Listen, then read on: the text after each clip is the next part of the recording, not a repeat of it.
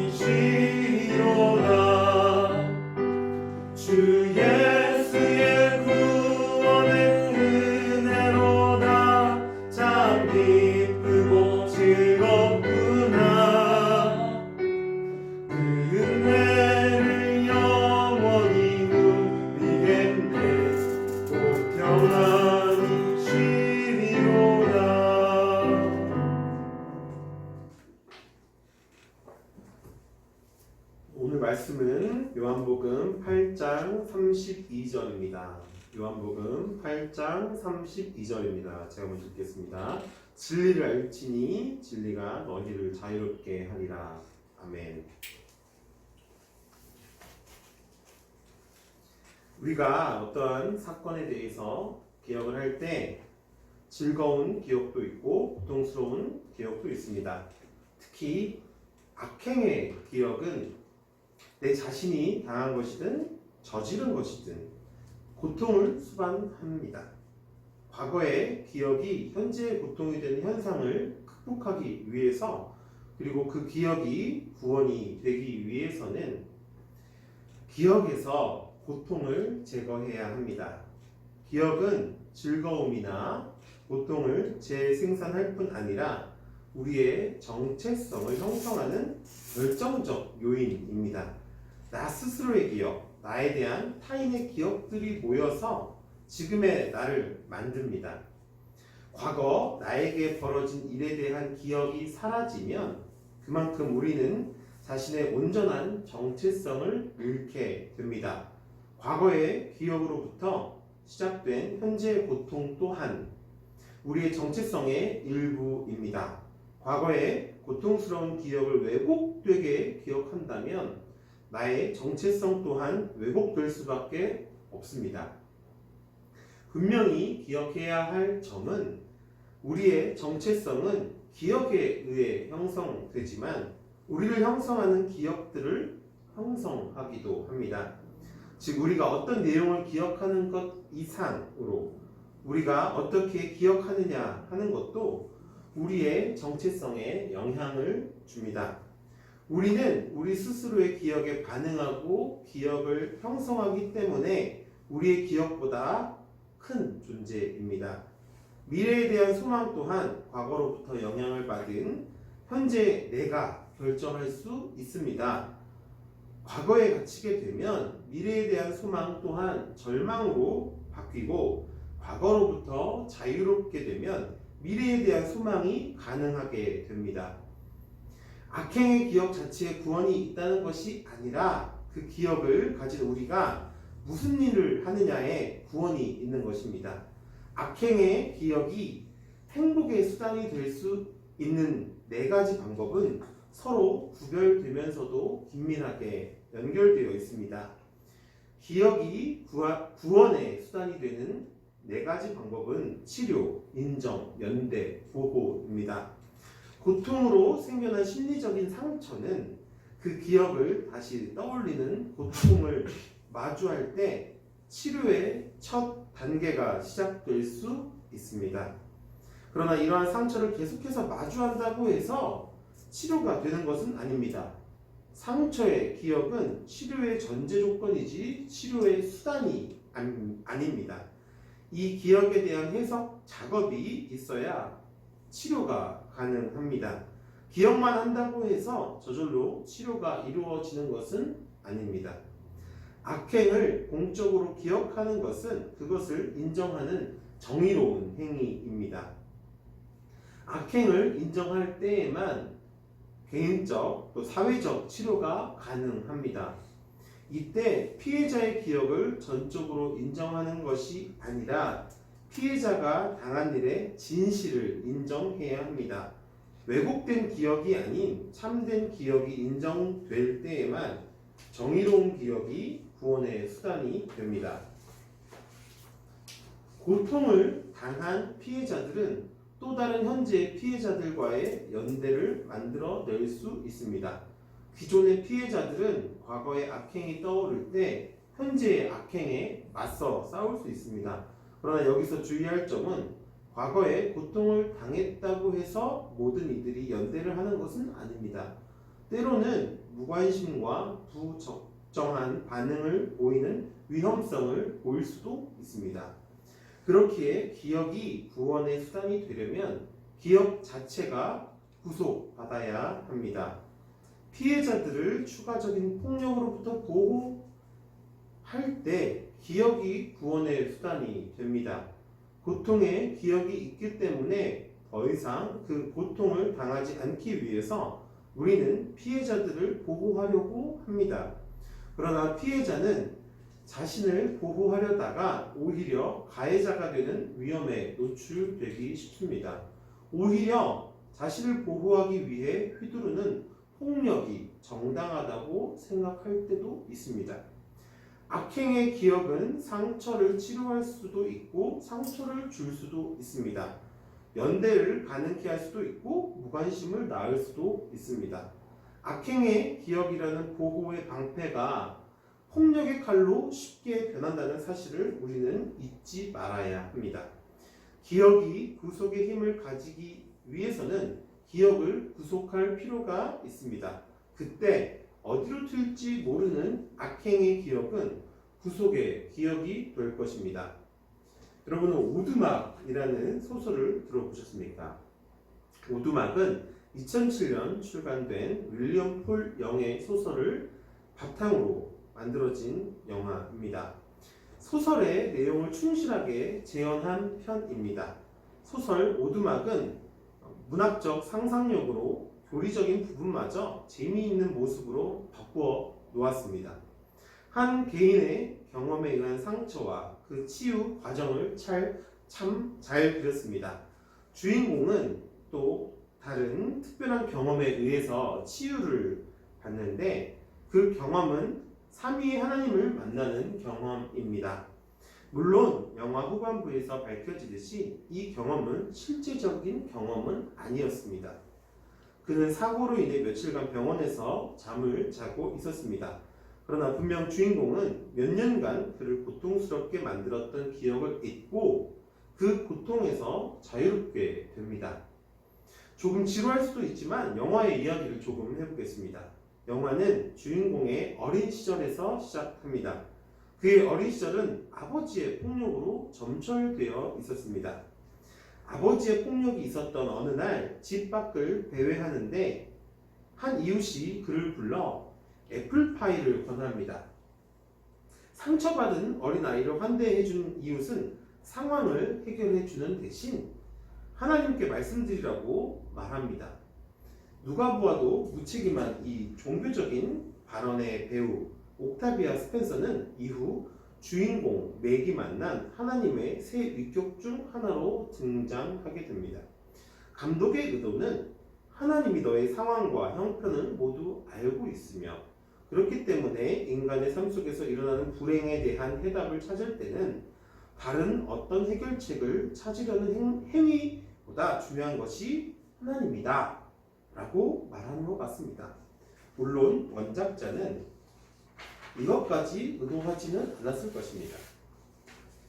주인공이 파파로부터 편지를 받고 반신반의하며 집을 떠난 것은 겨울이었습니다.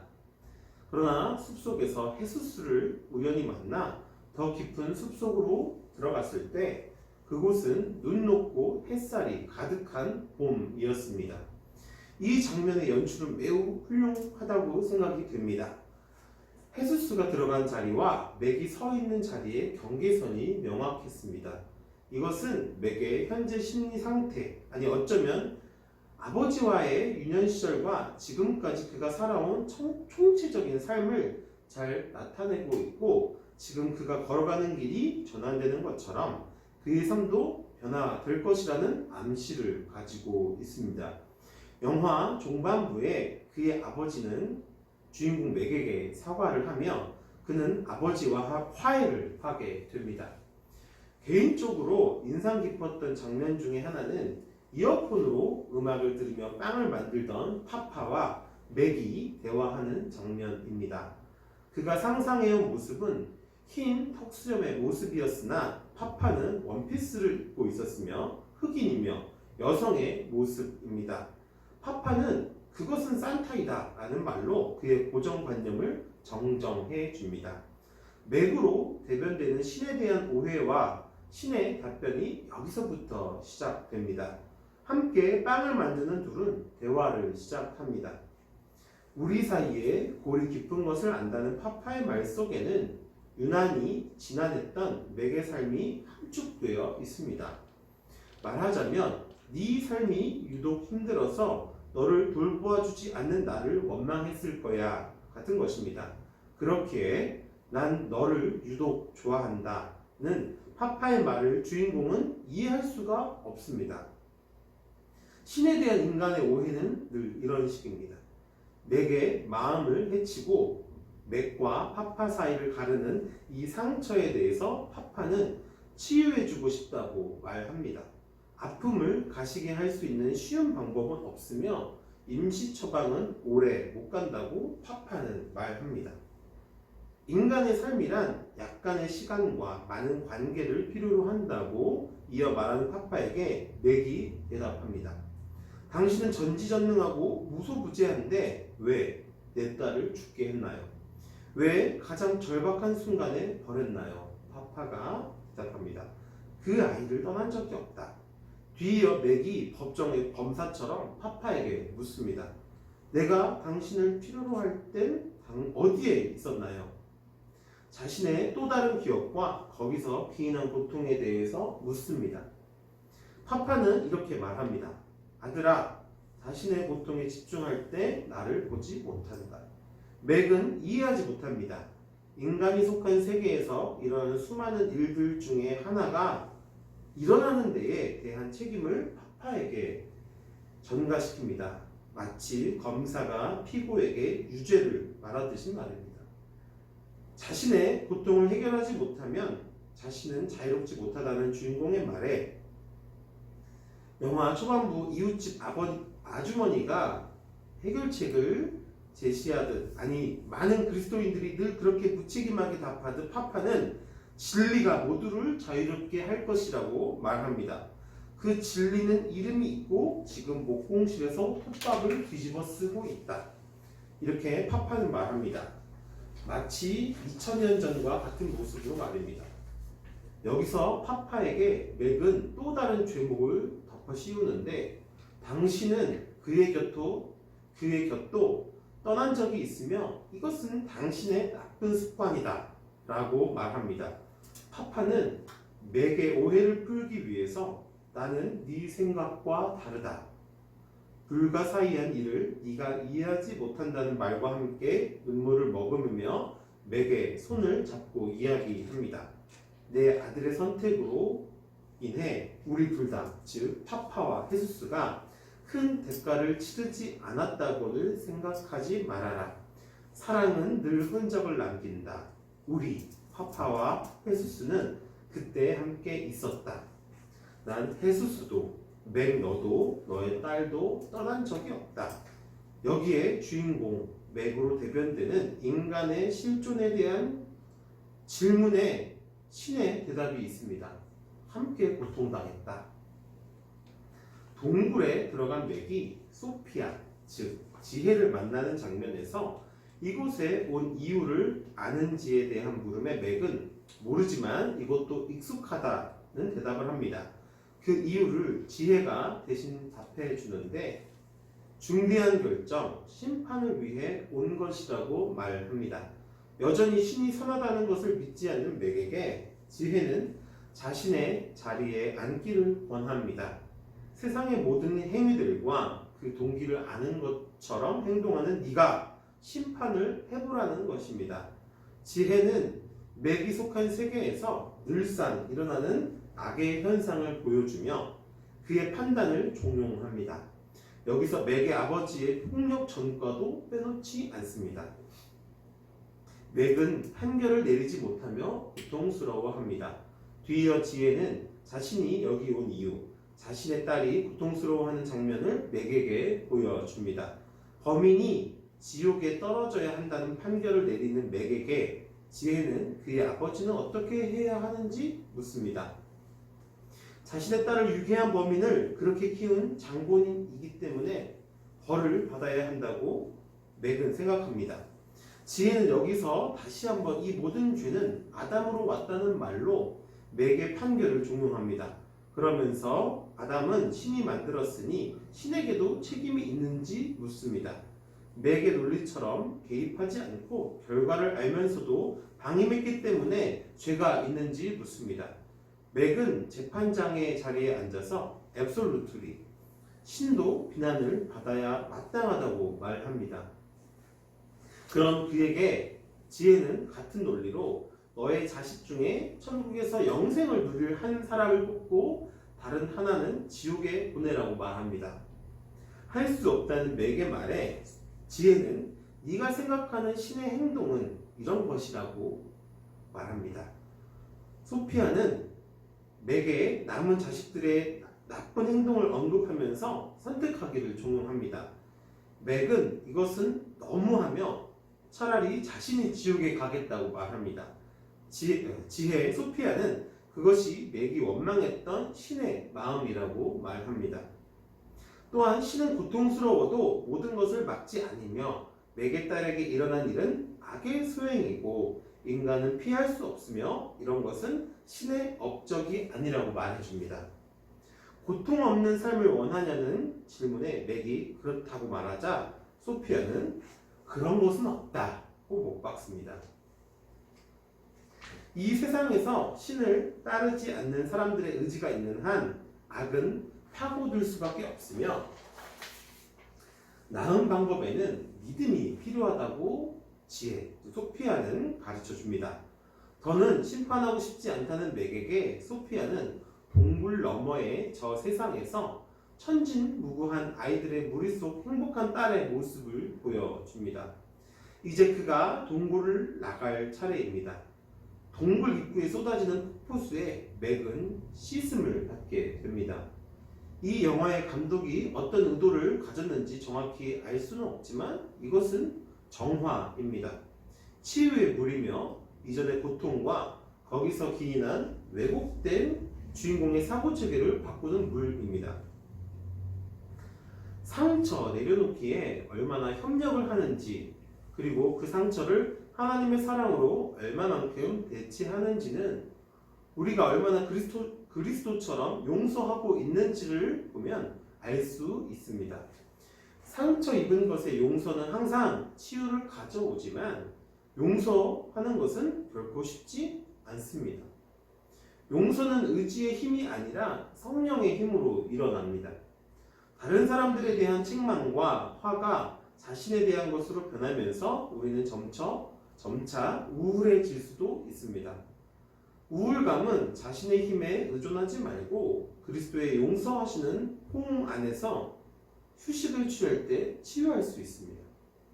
사단은 우리가 화, 슬픔, 불안과 같은 감정들을 느낀다는 것을 완전히 부인하도록 또는 그리스도께 응답해달라고 기도할 때 그런 감정들에 대해서는 간단하게만 언급하도록 자주 우리를 유혹합니다.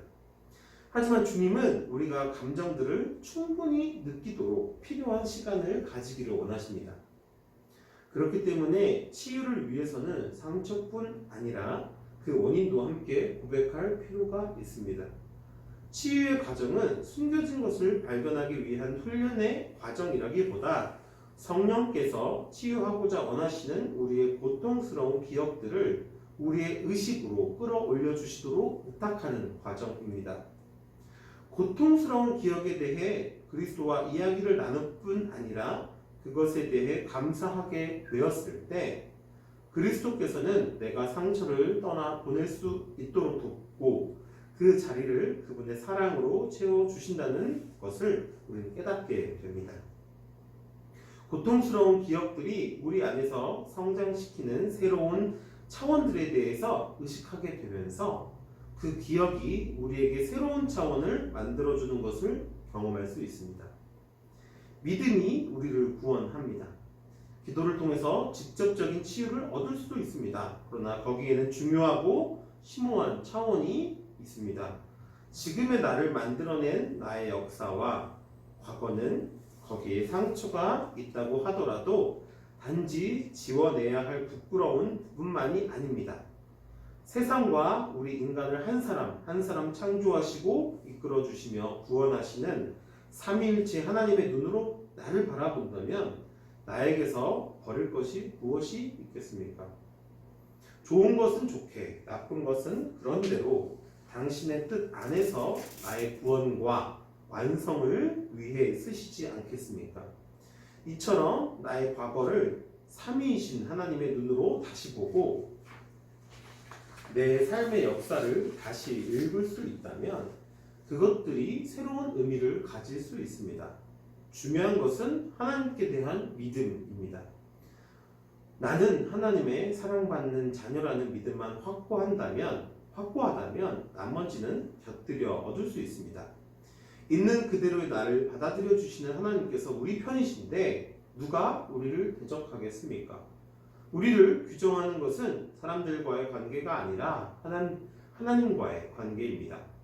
하나님을 우리 존재와 정체성의 근원으로 믿으면 그 어떤 사람이나 세속의 선이나 사건에 대해서도 과도한 애착을 갖지 않게 됩니다. 우리가 신앙생활을 하면서 꼭 기억해야 할 5가지 사실은 첫째, 우리는 우연이나 필연의 부산물로 어쩌다 보니 세상에 생겨난 존재가 아니라는 것입니다. 둘째, 우리가 이 세상에 있는 것은 고통을 최대한 피하고 쾌락을 최대한 누리며 혼자 힘으로 살기 위해서가 아닙니다. 하나님의 정의와 사랑에 기반한 교제 안에서 우리가 그분 및 우리와 서로 더불어 살도록 하나님께서 창조하셨습니다. 셋째, 하나님은 그리스도 안에서 인류 역사 속에 들어오셨고 그리스도 십자가에서 죽으심으로 그리스도께서 십자가에서 죽으심으로 인간과 하나님, 인간과 인간 사이에 영구 불변한 화해를 만드셨습니다. 넷째, 예수 그리스도 안에서 우리의 유한성을 취하신 하나님이 역사의 끝에 우리의 약한 육신을 불멸의 몸으로 만드시고 우리 삶을 구속된 삶으로 회복시키실 것입니다. 마지막으로 시간이 비가역적이라 해서 돌이킬 수 없다고 해서 우리가 겪은 악행이 바꿀 수 없는 과거의 현실로 새겨지지는 않을 것입니다. 하나님은 악행의 진실을 폭로하시고 각 악행을 정죄하시며 회개하는 가해자와 그 피해자 모두를 구속하셔서 그들이 하나님 및 서로와 화해하도록 만드실 것입니다. 이런 확신을 통해 우리의 과거에 대한 뼈 아픈 기억이 우리 삶의 온전함을 해칠 수 없다는 소망을 품을 수 있고 그 의미가 인생과 역사의 종국에 이르러서 온전히 드러나길 바라는 소망이 생겨납니다. 하나님의 약속이 이런 방식으로 이 세상에 그리고 우리 안에 새로운 가능성을 낳습니다. 함께 찬양하겠습니다.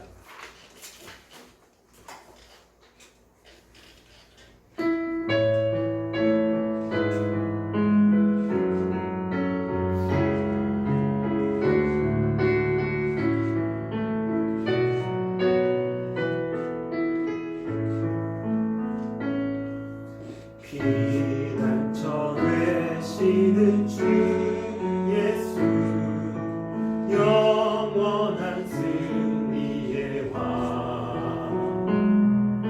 주님의 얼굴을 구할 때 주의 빛 비추시네 전쟁은 주님께 속했네 승리는 우리의 것 예수의 이름을 높이며 영원히 찬양하리 주님의 임재에 온 땅 들리고 우리 위로에 하늘문 여시네 온 민족과 열방 주께 경배해 영원히 보좌에 계신 왕께 피난처 되시는 주 예수 피난처 되시는 주 예수 영원한 승리의 왕 주님의 얼굴을 구할 때 주의 빛 비추시네 전쟁은 주님께 속했네 승리는 우리의 것 예수의 이름을 높이며 영원히 찬양하리 주님의 임재에 온 땅 흔들리고 우리 기도에 하늘 문 여시네 온 민족과 열방 주께 경배해 영원히 보좌에 계신 왕께 기도하겠습니다. 주님 우리를 만드시고 또 주께서 우리를 만드신 주님께서 우리를 고치시고 회복시키시고 구원하실 것을 믿습니다. 우리의 삶을 구원하여 주시고 우리의 인생 가운데 주님 인도하여 주시고 좋은 목자 되어 주시옵소서. 예수님의 이름으로 기도드립니다. 아멘. 주기도문 하겠습니다. 하늘에 계신 우리 아버지 이름을 거룩하게 하시며 아버지의 나라가 오게 하시며 아버지의 뜻이 하늘에서와 같이 땅에서도 이루어지게 하소서. 오늘 우리에게 일용할 양식을 주시고 우리가 우리에게 잘못된 사람을 용서하여 준 것 같이 우리 죄를 용서하여 주시고 우리를 시험에 빠지지 않게 하시고 악에서 구하소서. 나라와 존귀와 영광이 영원히 아버지의 것입니다. 아멘.